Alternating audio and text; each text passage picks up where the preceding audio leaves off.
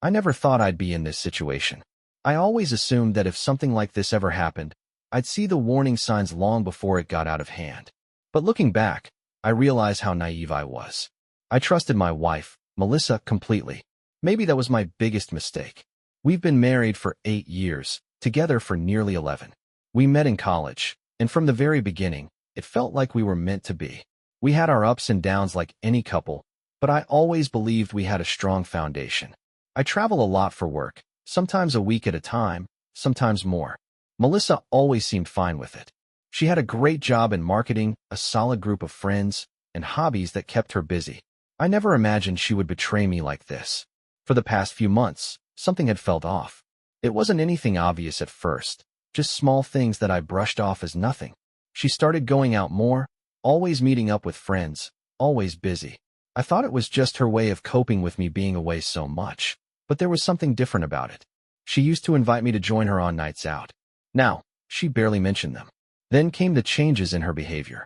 She used to leave her phone lying around without a second thought, but now it was always in her pocket or face down on the table. It was always on silent. I noticed her texting late at night, tilting the screen away from me when I walked by. When I casually asked about it, she waved me off, saying it was just work messages. I tried to ignore it. I told myself I was overthinking, but then the intimacy stopped. Melissa and I always had a healthy life, but lately, she had been avoiding it completely. I didn't want to be the guy who kept pushing, so I let it go at first. But after a few weeks, I brought it up. She rolled her eyes and said she was stressed from work. That would have made sense if it was just a short phase, but it never changed. When I tried to be affectionate, she pulled away. If I kissed her, she turned her head. If I hugged her, she stiffened up like she didn't want me touching her. It hurt more than I could admit. Then I noticed the spending habits. There were charges from hotel bars, fancy restaurants, Uber rides at odd hours. I casually asked her about them, and she always had an explanation ready. She said she had dinner with friends. She said she had to take an Uber because Sarah was too drunk to drive. She said the hotel bar was just a stop after a work event. Everything sounded reasonable on the surface, but something wasn't right. The real breaking point came when I checked our phone bill.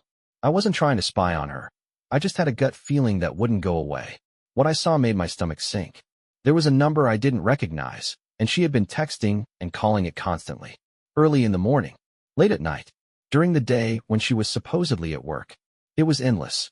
I confronted her about it, expecting some kind of real explanation, but instead, she laughed in my face. Are you serious? That's just a friend from work. We talk about projects all the time. If I was cheating, don't you think I'd be smarter than that? She made me feel like I was crazy.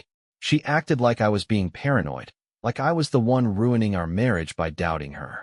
And for a moment, I actually believed her. But deep down, I knew something was wrong. I just didn't know how bad it really was yet. After that conversation, I tried to push my doubts aside. Maybe Melissa was right. Maybe I was just overthinking because of how much I was traveling. But no matter how hard I tried, something inside me refused to let go of the uneasy feeling in my gut. She had laughed at me. She had made me feel ridiculous. And yet, the way she reacted, the way she dismissed everything so quickly, didn't sit right with me. If she had nothing to hide, why did she get so defensive? Why had she made me feel like I was crazy for asking simple questions? A week passed, and I kept telling myself to move on. But then another moment made me question everything all over again. I had a last-minute business trip coming up, and I told Melissa I would be gone for 4 days. Normally, she'd ask about my itinerary, when I was leaving, when I'd be back. This time, she barely reacted. "Oh, okay. That's fine," she said. That was it. No questions, no concerns, no disappointment that I'd be away again. Just a flat, almost uninterested response. That night, as I was packing my bags, she was sitting on the couch, scrolling through her phone with a little smirk on her face. It wasn't a normal, absent-minded scroll. It was the kind of smile you get when you're texting someone you really like.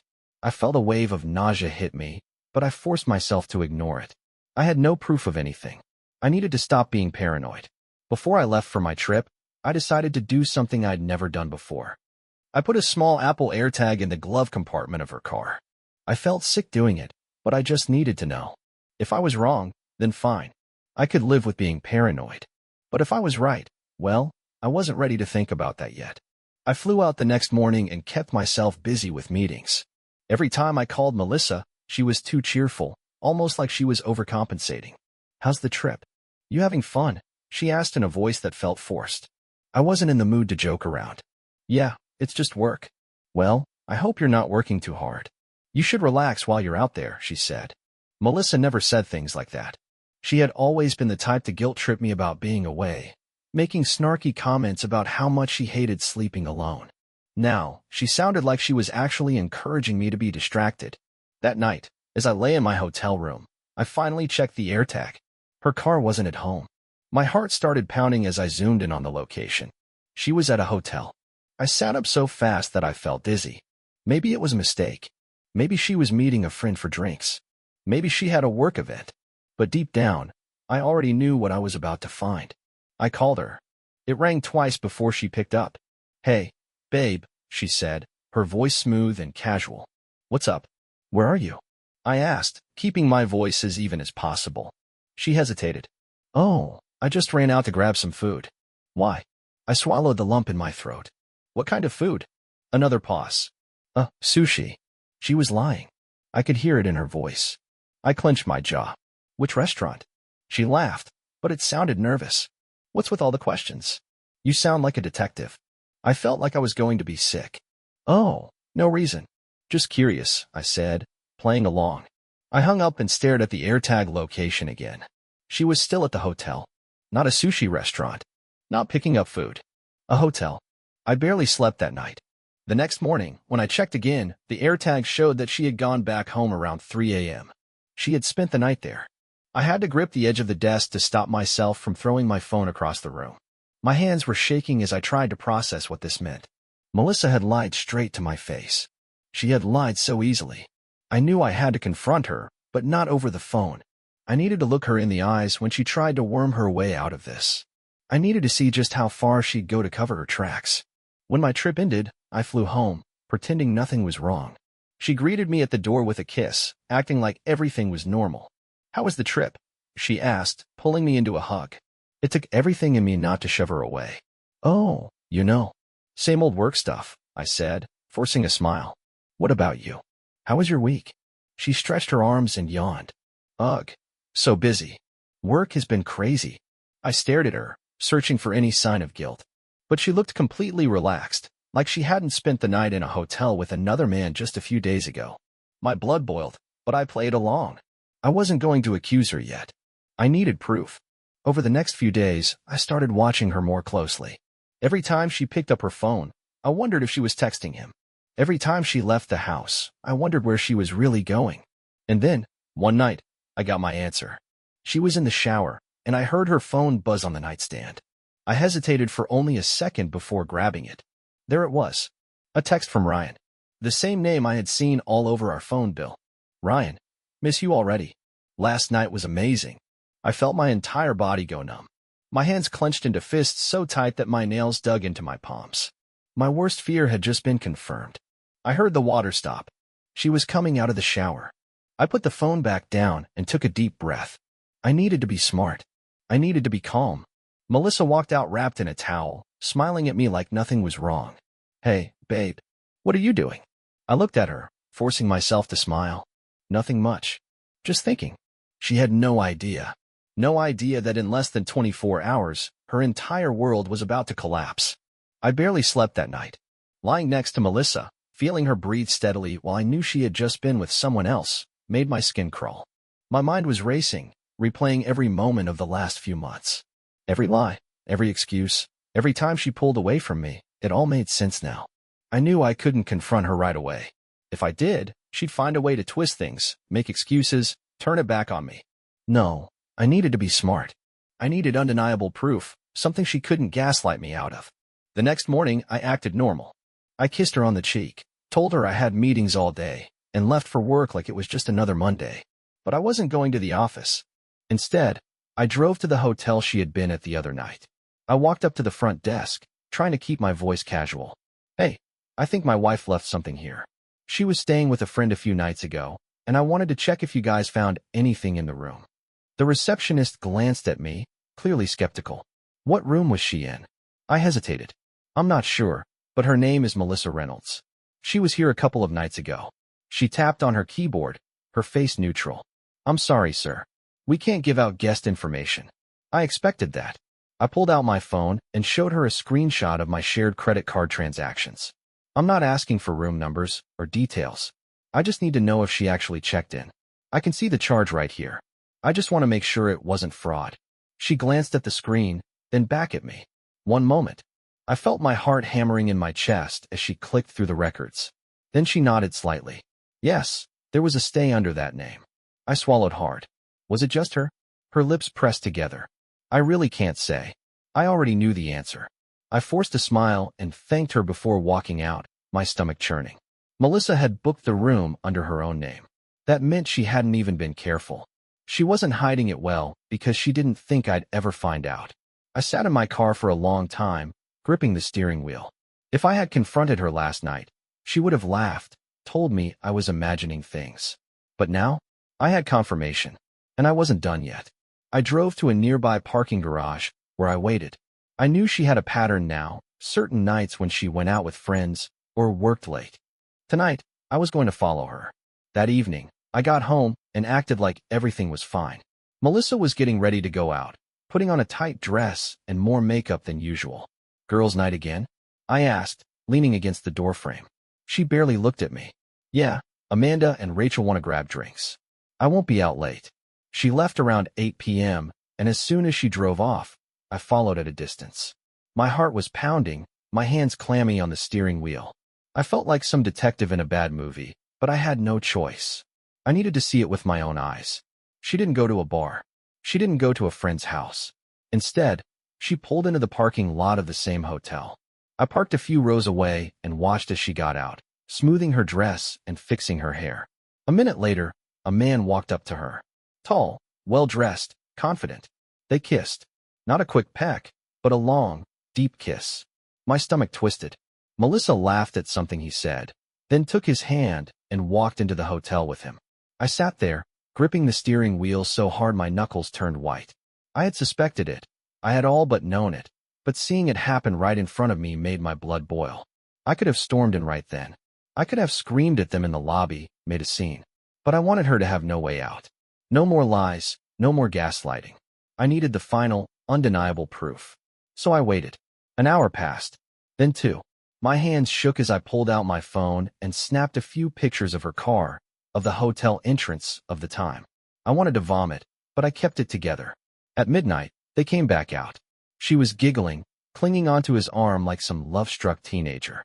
He kissed her again before they parted ways. She got into her car and drove home, completely unaware that I had been watching the entire time. I took a deep breath. Tomorrow, I was going to confront her, and this time, she wouldn't be able to laugh it off. The next morning, I woke up early. Melissa was still asleep, curled up like nothing had happened. I stared at her for a long time, feeling nothing but cold rage. When she finally woke up, she stretched and smiled. "Morning," she said, her voice sweet, like she hadn't just been screwing another man the night before. I didn't smile back. "Where were you last night?" She blinked, caught off guard. "What do you mean?" "I told you. I was out with Amanda and Rachel." I pulled out my phone and opened the pictures. The hotel, her car, the timestamp, and then, finally, the picture of her kissing him. I watched as the color drained from her face. Her mouth opened and closed. I don't know what. I cut her off. "Don't. Just don't." She started shaking her head. "It's not what it looks like." I laughed bitterly. "So, you weren't at a hotel? You didn't kiss that guy? You didn't spend hours in a room with him?"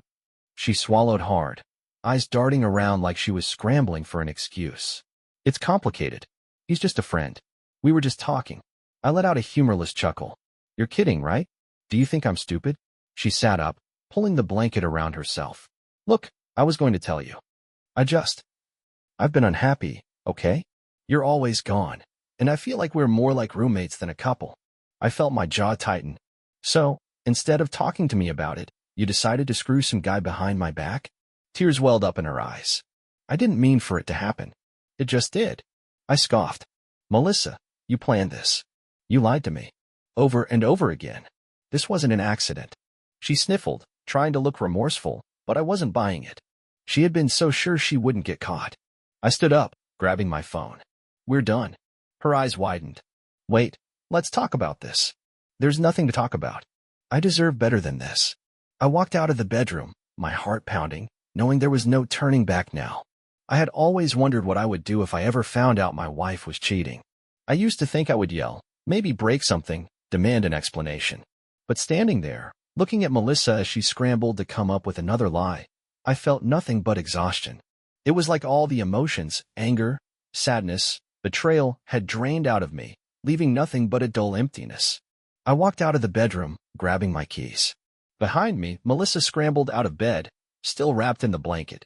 Wait, where are you going? Her voice was shaky, panicked. I turned to face her, my expression unreadable. Does it matter? She reached out like she wanted to stop me, but then hesitated. Please, let's talk about this. I know you're angry, but we can work through it. I let out a humorless chuckle. Work through what, Melissa? The months of lying? The fact that you had another man in your arms last night while I was at home thinking you were out with friends. She bit her lip, trying to compose herself. It wasn't serious. It was just a mistake. I shook my head. A mistake is forgetting to pay a bill or leaving the stove on. This was a choice. Every lie, every time you covered your tracks, every time you looked me in the eye and said you loved me, you made a choice to betray me. She sniffled, rubbing her arms like she was suddenly cold. I never wanted to hurt you. I clenched my jaw. Then why did you? She didn't have an answer. Instead, she dropped her gaze to the floor, silent. I turned to leave again, but her voice stopped me. Are you just going to throw everything away? 8 years of marriage? Just like that? I laughed, but there was no humor in it. Melissa, you threw it away. I'm just cleaning up the mess. She took a shaky breath, her voice desperate now. We can fix this. We can go to therapy. I'll cut him off, I swear. Please, don't do this. I stared at her, trying to understand how she could still think there was anything left to save. Did she really believe I would just forget everything? That I would lie in bed with her at night knowing she had been sneaking around with someone else? That I would ever be able to trust her again? I deserve better than this, I said, my voice steady. And you know it. She stepped forward, reaching for my hand, but I pulled away. That seemed to hit her harder than anything I had said. Her face crumpled, her body shaking now. I'm sorry, she whispered. I didn't say anything. I just turned and walked out. I drove around aimlessly for hours, my mind spinning. I knew what I had to do, but it didn't make it any easier. This wasn't just some random breakup. This was my wife, the woman I had planned to spend my entire life with. The person I had built a home with, shared my secrets with, trusted completely. And she had destroyed it all for what? A fling? Excitement? I didn't know how to process it. One part of me wanted to scream at her, demand to know every detail of her affair, make her suffer for what she had done. But another part of me just wanted to let go and move on. By the time I returned home, the sun was setting. I walked through the front door, expecting to find Melissa still in the bedroom crying, but she was in the living room, sitting on the couch with a glass of wine. When she looked up at me, her face was unreadable. I don't want to fight, she said softly. I exhaled. Neither do I. She hesitated before speaking again. Are you going to leave? I nodded. Yeah. I think we both know this is over. Her lips pressed into a thin line. I don't want a divorce. I sat down across from her. Then why did you cheat? Her fingers tightened around the wine glass. I don't know. I shook my head. That's not good enough. She sighed, leaning back. I was lonely. You were always gone, and I felt like I was living with a ghost. Ryan made me feel, wanted again. I clenched my fists, trying to keep my anger in check. So instead of talking to me about it, you decided to fuck him? Her eyes flickered with guilt. It wasn't supposed to happen like this. But it did. She didn't respond. I rubbed my temples, the exhaustion hitting me all over again. I'll start looking for a place. I won't make this ugly, Melissa. I don't want revenge.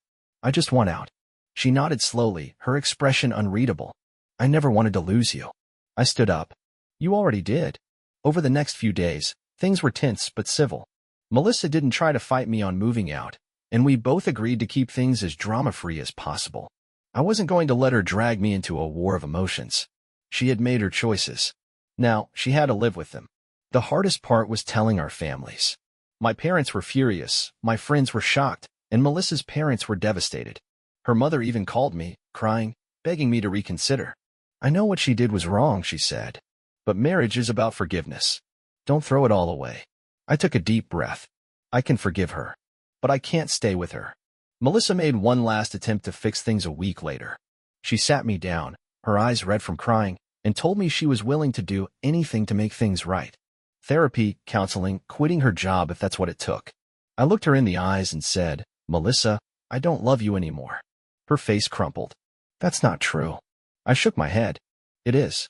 Maybe I still love the version of you that I thought existed. But that person is gone." She didn't argue after that. She just nodded and walked away. And that was the last time I ever saw her cry. The divorce papers came a few weeks later. I signed them without hesitation. Melissa tried to reach out a few times after that, but I never answered. There was nothing left to say. It took me a long time to heal, but I eventually realized something important. I hadn't lost anything. She had. She had thrown away a marriage, a future, a life we had built together. And for what? Some guy who probably never even cared about her? Last I heard, Ryan dumped her a few months after I left. Turns out, mistresses don't always make great girlfriends. As for me, I moved on. It wasn't easy, but I learned that sometimes the best thing you can do is walk away from the people who don't deserve you. If you're reading this and you've been in my position, let me tell you one thing. You will be okay. It will hurt. It will feel like your whole world is falling apart. But one day, you'll wake up, and she'll just be a memory. A mistake you'll never make again. And trust me, there is nothing more satisfying than knowing you walked away with your dignity, while they are left with nothing but regret. The days after I signed the divorce papers felt like a strange, empty blur.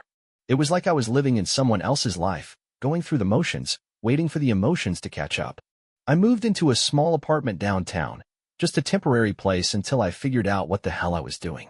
It was weird, not having her around, not hearing the sound of her voice, not seeing her clothes in the closet, not waking up next to her. For the first few weeks, it was like I was detoxing.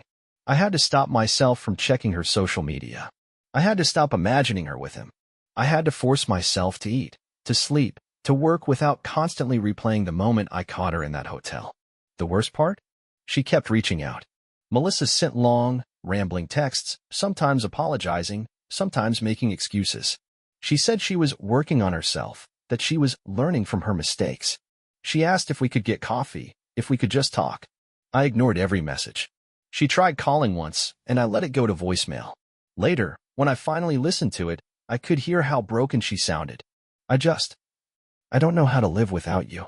I miss you, and I know I messed up, but I still love you. Please, just talk to me. For a second, I almost felt bad. Almost. But then I remembered standing in that parking lot, watching her kiss him, laughing like she didn't have a husband waiting at home. And just like that, the guilt disappeared. I started going to the gym more, just to burn off the frustration. I worked later, took on more projects. I spent time with my friends, who, to their credit, never said, "I told you so," even though I knew at least a few of them had never liked Melissa. One night, a friend convinced me to go out for drinks. I wasn't really in the mood, but I knew I needed to do something other than sit in my apartment, scrolling through Netflix, ignoring Melissa's texts. We hit up a bar downtown, and for the first time in weeks, I actually felt something other than anger or exhaustion. I talked. I laughed. I let myself forget, even if just for a few hours. And then, halfway through my second drink, my phone buzzed. It was a text from an unknown number. "I thought you should know. Melissa has been telling people she was the victim in all this. That you were controlling. That she only cheated because you neglected her. Thought you might want to set the record straight." I stared at the screen, my stomach turning. Melissa wasn't just reaching out to me. She was trying to rewrite the story. I don't know why I was surprised. Melissa had always been good at twisting things to suit her narrative. It wasn't enough that she had destroyed our marriage, she had to make herself the victim too. I replied to the number. "Who is this?" A few minutes later, I got an answer. "A mutual friend. I don't want to get involved, but I couldn't just sit back and watch her lie about you." I had a feeling I knew who it was, but I didn't press. Instead, I asked, "What exactly is she saying?" "That you were always working, that you never made time for her. That you were distant, cold. She says she only cheated because she was starving for love, and that you made her feel like she wasn't important anymore." I laughed bitterly. Classic Melissa. She wasn't even trying to deny the cheating, just justifying it. I replied, "She can say whatever she wants. I have the proof." Yeah, well, not everyone knows that. People are starting to take her side. That last part pissed me off more than anything. It wasn't just that she was lying, it was that people were believing her. That after everything, I was the one being painted as the bad guy. I finished my drink, suddenly feeling sick. I thought I was done with this, but clearly, Melissa wasn't ready to let go. For a second, I considered confronting her. Calling her out in public, posting the proof online, exposing her for the liar she was. But then I realized that's exactly what she wanted. She wanted a reaction.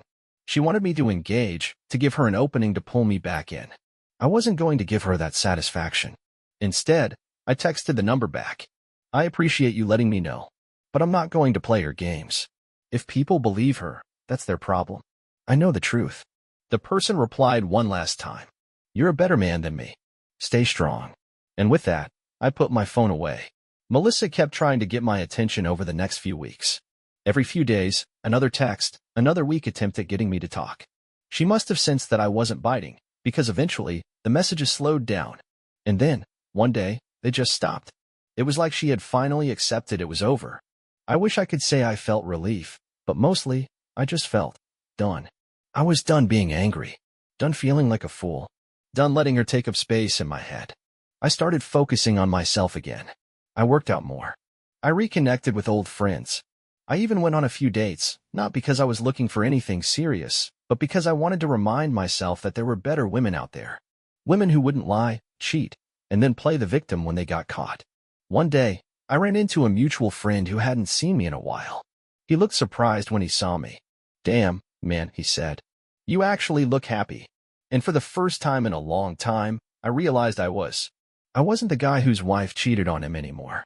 I wasn't the guy stuck in a miserable marriage, clinging to something that was already broken. I was just me again.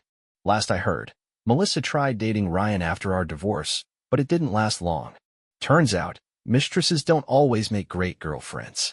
She moved out of our old house a few months later, and after that, she just became another person from my past. I don't hate her anymore. I don't even think about her much these days. If anything, I should thank her. Because her betrayal? It set me free. And I'll never let myself be that blind again. Months passed, and life started to feel normal again. The chaos, the pain, the constant overthinking, it all faded with time. At first, I didn't believe it ever would. I thought I'd be stuck in this loop forever, replaying everything over and over in my head. But the truth is, the human mind has a way of healing, even when you think it never will. I threw myself into work, not to distract myself, but because I wanted to. For the first time in years, I wasn't constantly worrying about keeping someone else happy. I wasn't trying to prove my worth to a woman who never appreciated it. I wasn't giving my energy to a person who saw me as a backup plan instead of a priority. I was just living for myself, and damn, it felt good. Then, one night, she showed up. It had been nearly 6 months since we last spoke. By then, I had already moved out of my temporary apartment and into a new place. Something fresh. Something that wasn't haunted by memories of her. I had just gotten home from the gym when I heard the knock at my door. When I opened it, there she was. She looked different. Not in a dramatic way, but in a way that told me she hadn't been doing well. Her hair was tied up in a messy bun, and her face looked tired, like she hadn't been sleeping. There was no smug confidence, no fake smiles, no attempts to manipulate me. Just a woman who had finally realized what she had lost. Hey, she said quietly. I leaned against the doorframe, crossing my arms. What do you want?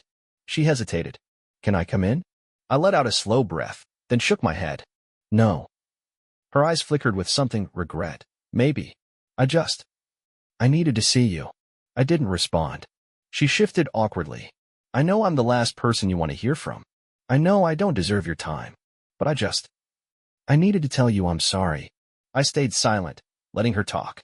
I don't expect you to forgive me, she continued, her voice shaky. I don't even know if I forgive myself. I was selfish, I was reckless, and I took you for granted. I thought I could do whatever I wanted and that you'd always be there, waiting for me. But you're not. And I have to live with that. I studied her for a moment. There was a time when this would have broken me. When hearing her apologize, seeing her standing in front of me, looking so defeated, would have made me second-guess everything. But now, I felt nothing. I finally spoke. You're right. You were selfish. You lied. You betrayed me. And when I confronted you, you tried to make it my fault. She closed her eyes for a second. I know. I don't hate you, Melissa, I said. But I don't care anymore. Her lips trembled slightly, like she wanted to say something, but she didn't. Instead, she just nodded. I really did love you, she whispered. I let out a small sigh. I really did love the person I thought you were. She swallowed hard. Take care of yourself. And with that, she turned and walked away. I watched her go, but I didn't feel sad. I didn't feel relieved. I just felt done. That was the last time I ever saw Melissa. Life moved on. Eventually, so did I. It wasn't immediate. I didn't wake up the next day magically healed. But little by little, I rebuilt myself. I stopped looking back. I stopped wondering why she did what she did. I stopped letting her define me. I met someone new, but I didn't rush into anything.